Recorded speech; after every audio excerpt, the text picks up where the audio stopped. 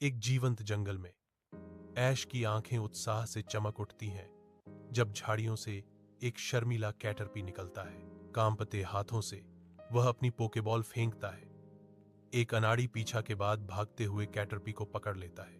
मिस्टी ने bug type Pokemon को देखकर घृणा से अपनी नाक सिकोड़ी। उसकी प्रतिक्रिया ने ऐश को स्पष्ट रूप से निराश कर दिया। मिस्टी की घृणा के बावजूद ऐश कैटरपी को गोद में लेता है।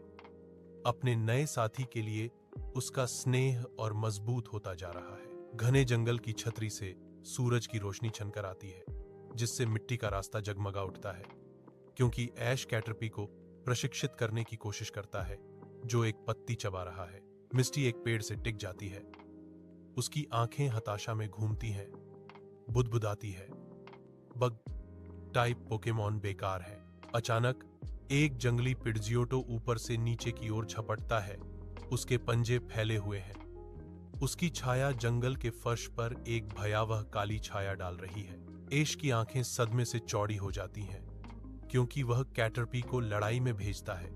उसकी आवाज में एक हताश विनती है। कैटरपी आश्चर्यजनक दृढ़ संकल्प के साथ पिड़गोट्टो को हरा देता है, जिससे ऐश और मिस्टी उसकी अप्रत्याशित शक्ति से चकित रह जाते हैं। चमकदार रोशनी के एक झटके में कैटरपी मेटापॉड में विकसित हो जाता है, जिससे ऐश और मिस्टी इस परिवर्तन से पूरी तरह से चकित रह जाते हैं। जंगल के आगोश में ऐश नाचती हुई अलाव के पास बैठा है। उसकी लपटें रात भर झिलमिलाती परछाई डाल रही हैं। मेटापॉड अपने कोकून के अंदर स्थिर रहता है, एक शांत, गतिहीन रूप। जब ऐश धीरे से बोलता है, उसकी आवाज गर्व से भरी हुई है। दूर से मिस्टी देखती है। उसके सामान्य तिरस्कार की जगह समझ की एक चमक आ जाती है। जैसे ही वह दृश्य को सामने आते हुए देखती है, ऐश धीरे से मेटापॉड के कोकून को थपथपाता है, एक कोमल भाव जो प्रशिक्षक और पोकेमॉन के बीच गहरे होते बंधन को दर्शाता है।